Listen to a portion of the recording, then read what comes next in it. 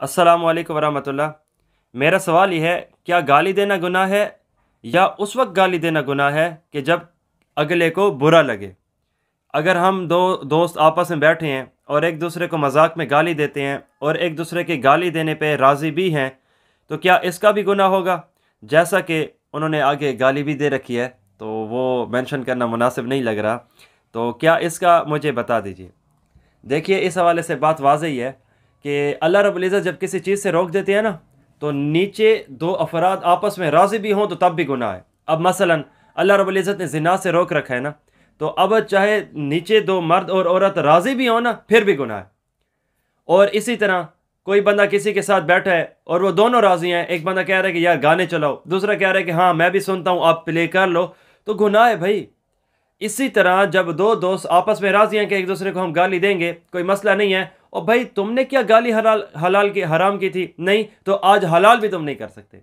जो चीज़ रब ताला की तरफ से होती है, तो जिसने मना किया है इजाज़त भी वही देगा।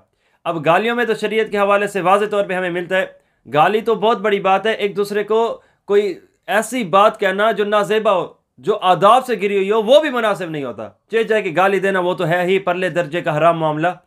तो आपका सवाल यह है कि अगर दो दोस्त आपस में राज़ी हों और एक दूसरे को गाली दें, तो क्या राज़ी होने की वजह से ये गुनाह ख़त्म हो जाएगा या गुनाह बरकरार रहेगा? गुनाह बरकरार रहेगा। ऐसा नहीं करना चाहिए, रब ताला की नाराज़गी का ज़रिया बनता है। वो फरमाया जाता है ना कि जब तुम आपस में गाली गलोच शुरू कर लोगे तो रब ताला की निगाह से गिर जाओगे। और दूसरी बात यह है, गाली गलोच का फ़ायदा ही क्या है? सिर्फ़ और सिर्फ अपने सब्र को तोड़ने, सब्र को बर्बाद करने, उस पर होने वाले सवाब को ख़त्म करने और अगले की नज़र में बुरा होने, अखलाक को तोड़ के आगे बढ़ जाने के अलावा और नुकसानात के अलावा और कौन सा फ़ायदा है?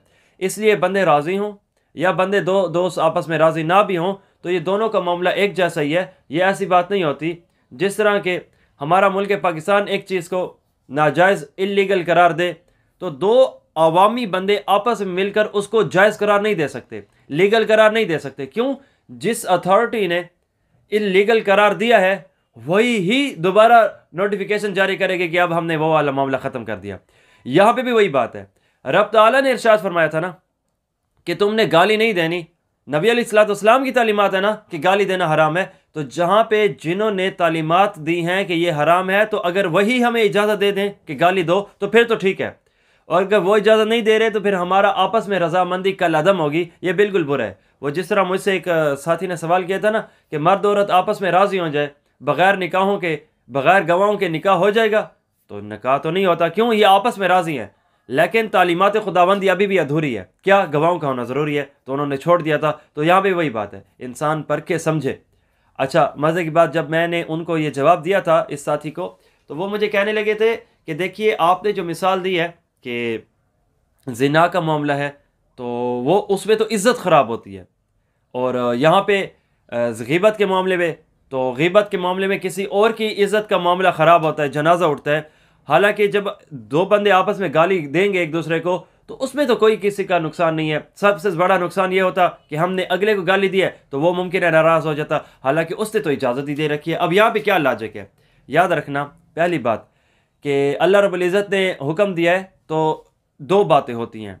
नंबर एक ये कि हम आपस में करने में राज़ी हों, नंबर दो वो काम जायज़ भी हो। डजंट मीन कि अगर हम राज़ी हैं तो इसका मतलब है कि रब ताला भी राज़ी है। जब हम एक दूसरे एक काम पे राज़ी हो चुके हैं, इसका मतलब ये नहीं है कि रब ताला भी राज़ी है। रब की रजामंदी को भी देखना पड़ेगा। अब जिस तरह हम दुनिया में देखते हैं ना कि फ़लाँ कारोबार करने पे एक अमीर बंदा राज़ी तो हो गया है, इन्वेस्टमेंट तो करना चाह रहा है, लेकिन हुकूमत राज़ी नहीं है, तो इसकी रजामंदी कलअदम करार दी जाएगी। यहाँ पर भी वही है। तो जहाँ पे ये हमने देखना है कि हम राज़ी हैं या नहीं, वहाँ पे ये भी देखना है कि रब ताला राज़ी हैं या नहीं। तो ज़िना में एक दूसरे की इज़्ज़त ख़राब होती है।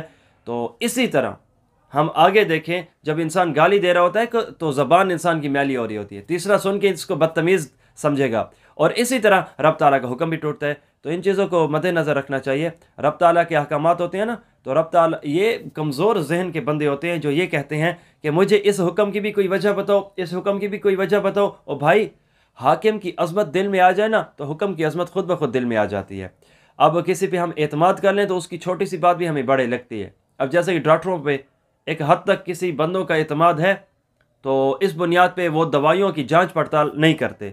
ये अलग बात है कि आज का दौर बड़ा सख्त हो चुका है। क्यों भाई? बंदे पे एतमाद है। जब बंदे पे एतमाद है तो उसकी दवाई पे भी एतमाद होगा। इसी तरह और भी बहुत सारे मामलात हैं। तो जहाँ पे इंसानों पे जब वो काबिल हो जाएं, एतमाद करना जानते हैं, तो वहाँ पे रब ताला की तालीमात के ऊपर भी इंसान को तवज्जो करनी चाहिए।